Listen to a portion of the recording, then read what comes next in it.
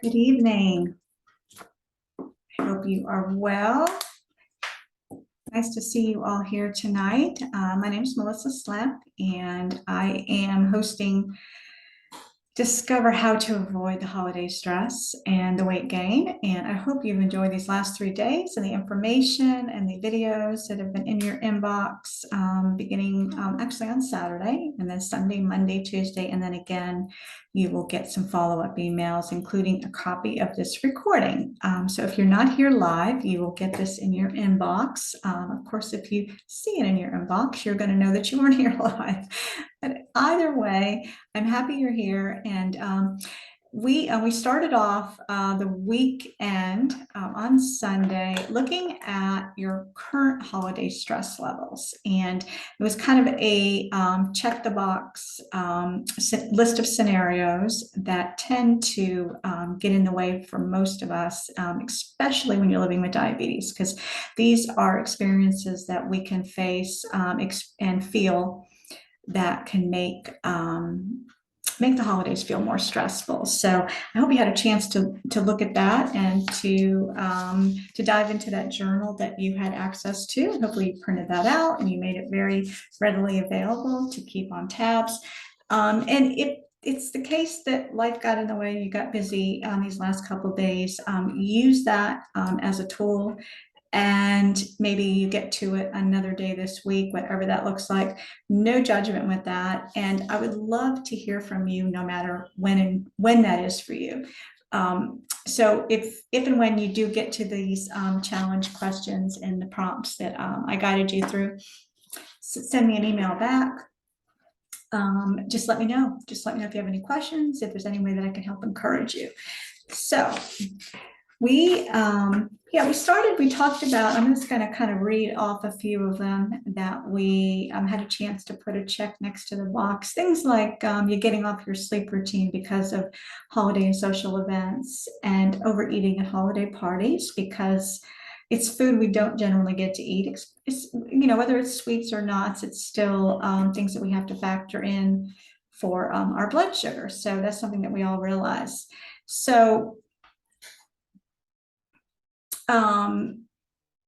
and then the blood sugar, looking at what it looks like maybe after we get home the next day, even a couple days later, we can have kind of the after effects of what happened at a particular, again, event, social party. It might have even been something, and Thanksgiving might be an example. Maybe that was your test drive before Christmas and the holidays come. That kind of woke up some of these stressors that were already kind of in your past. So again, the goal of this event in these couple days is for us to recognize what these common stressors are and to be aware of them, and then to find some other ways to kind of back into them, to have a plan around them so that you can feel more in control and not as emotionally tied to the outcome. So that is our goal here. So, and again, I welcome anybody, all of you, to write me back an email, post a question or a comment inside the Facebook group. We'd love to hear what your response and how you did this week. A couple other things too is like saying no. So what are the things that you can't say no to, whether it is a holiday party or the invites, or maybe it's a gift exchange, things that just seems to just keep adding to our plate as far as the things we need to do. And this is outside of everything else we just have to do, like taking care of a home and a family and cooking meals and the running around, the errands and all of that. So creating those boundaries is real important. Just knowing what you can handle is based on your time and your energy. And as long as it doesn't sacrifice what really, as you can see, as being more important things.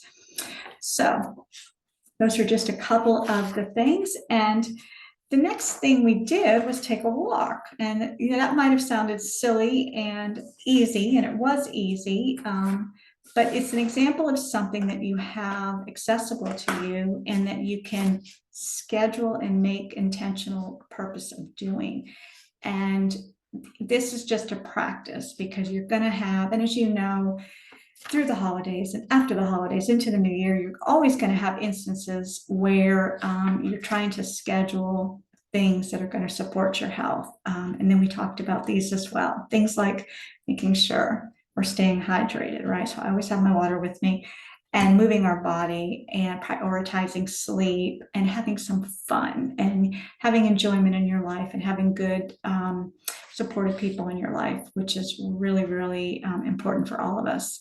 And of course, food, right? So it's the healthy food that is obviously going to support our blood sugar, support our health, and support our mood. All of it's tied together. And I talked about how it is tied together. Blood sugar balance affects so many different other working things going on with the body, the way we think, the way we feel, our energy, how other hormones are reacting to our blood sugar. And many of us are in that stage of life where we have, we have the sex hormones, the estrogen, the progesterone, and all of that, that we have to find a way to balance as well. But it is amazing how insulin, because that's a hormone too, definitely impacts not only is our stress, but the efficiency that the insulin that your body is either producing, or in the case of a type 1 where we have to manually inject, but the efficiency that our body utilizes it. And that makes all the difference in the world when we have that in control. So again, the holidays, right? So that's that off track stuff that happens. And I think the number one thing that we can do, and number one thing that I've learned, is to have a plan, is to think ahead. It's okay to say yes to those parties and to have that fun, but to know ahead of time what you can predict once you get there, what will be served once you get there, and to prepare not only your own needs as far as food and hydration, and thinking about maybe how late that party will go on, or how much maybe past parties where you felt more stressed about the environment or the expectations of where you were and all of that. So again, set your boundaries, know what you need, what you don't need, and to be able to say no when you need to do the best for you, because you matter. Okay, so I want to share, some of you have shared, nobody is here to talk live with me tonight, but that is okay. Again, answer back via email once you get this recording. But I heard from a lot of you with some of your scenarios. So these are the events that you want to reframe to look better, feel better. And it's going to be a good practice, because again, we want 2023 to be amazing, don't we? We want to feel amazing in 2023. So if you can do it during the holidays and reframe, again, an event, a social event, then you have the power, you have the ability to do it any time of year. So it is about practice. It's about putting these practices into action, and seeing that you can do it, feeling how it knowing how it makes you feel. And that's going to make you want to keep doing it. And I know it's baby steps. It doesn't happen overnight, and it's not always easy, but it is something you can do. So one of you shared with me an instance of a holiday party. It's an annual holiday party. She said it's going to be, I believe she said it was the 17th of December. So it's the week before Christmas Eve. And it is every year they have it. So this is another family's home that they go to. And the food is always amazing. It can be kind of a later night than she's used to. And she never seems to leave and think about it the next day. Again, not that she doesn't enjoy it, but how she physically, I guess in a sense, suffers based on how that evening kind of rolls out. So I wanted to use this as an example to kind of back into that, say, okay, so the number one thing, which is great for this instance, is that this is a party that she's been to before. So it's a similar atmosphere, location. it's similar people. She has an idea of what kind of food is going to be served. And obviously she knows what time she's going, what time she can expect to leave. Again, she does have power as to when she knows that she's had enough for the night. And she mentioned that her hardest part is just being around the food because there's food everywhere. I know we've all been to parties like that. Seems like every counter has got just trays and trays of food, and it just keeps coming. And of course, the host always tells us to eat. Please eat it, eat it. I don't want it here. I don't want any of the leftovers here. So please eat it. Or I've even had instances where they try to pack some up and to take for you to take it home. To take some home with you. So, and again, good food is good food. But how do we have a better plan around this type of situation? And I really hope you have a chance to watch this back. I'll make sure that you get this recording. This may sound silly, but days like that, because I have social situations just like she described.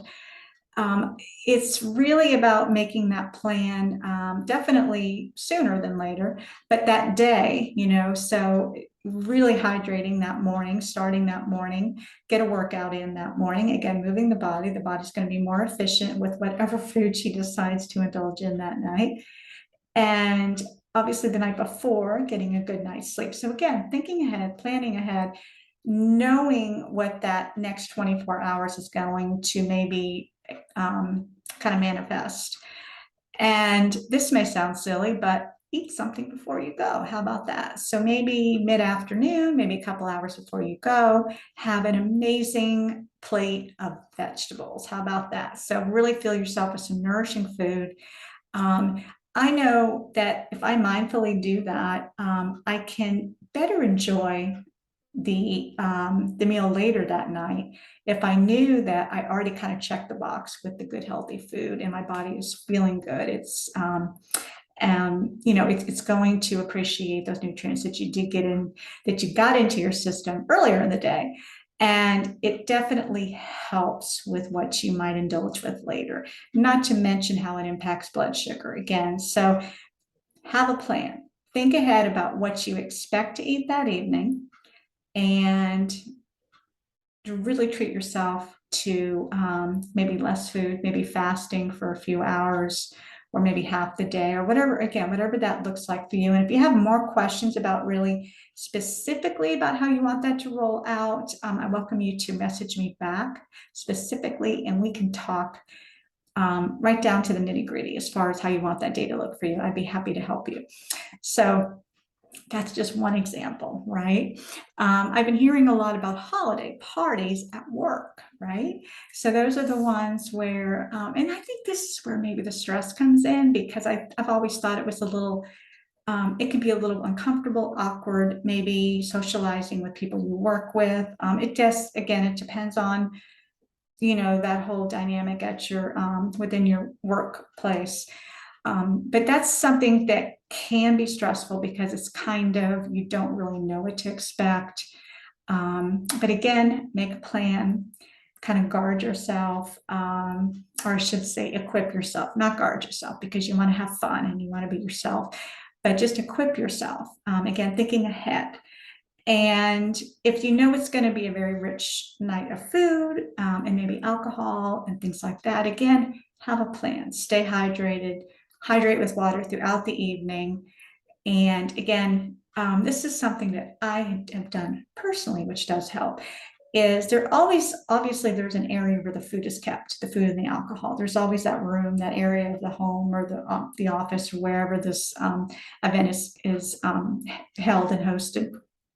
Stay away from that room, right? So go get your one drink, make sure you got some water with you, and pick specifically off of all of the food selections there, and choosing again food that you're going to feel happy and great and it's going to taste amazing. But again, portion size and to just grab what you absolutely have to have, right? Something maybe you haven't had in a while, something you haven't tasted in a while, so it's a treat for you, go for it.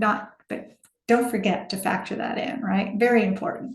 So that is another tip. And, we talked about and we practiced exercising yesterday. So, and I really love to hear more of you, your input about how that felt, not only physically, but just emotionally. And as far as confidence wise, the fact that you made a plan to do something, you did it, you followed through. And on a scale of 1 to 10, how empowered did you feel? How hard was it? How difficult was it to fit into your schedule? And is it something that you can keep doing? So those are really all good points to think about. And I hope all of this has been helpful. So tonight I am just answering questions that were sent to me, and they were not able to come tonight live to get this talk, which I am very disappointed in, because I think, anytime that people can meet with me and just get back and forth feedback, and number one, somebody to listen, because I think nobody understands where you are and what you are facing living with diabetes.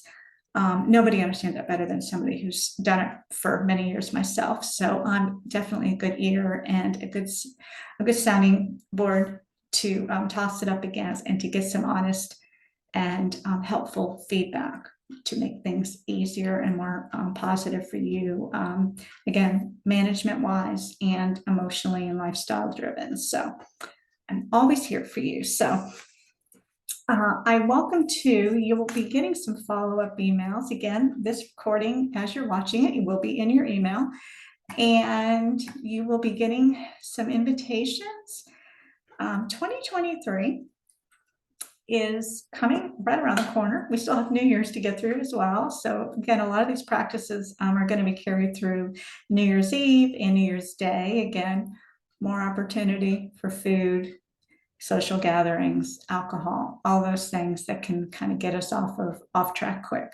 So reach out to me. I am here. I am just an email away. Schedule a free chat with me. We can talk one-on-one. I can hear more about you, where you are, where you want to be, what your particular struggles are, and how I can help you. And then I can share more about my programs and all the different ways that we could work together, if that's something that you want to take the next step on. So again, discover how to avoid holiday stress and weight gain is now come to a close. There's going to be some follow-up emails, like I said, and I'm always in your inbox. You are in my subscriber list, and you're part of my community, and I'm very, very grateful for you. And again, please give me your feedback. I'd love to know what you thought about the journal and the 3 days that we just kind of walked through together. And I hope you have an amazing Merry Christmas, Happy New Year, and I will talk to you soon. Until next time, bye.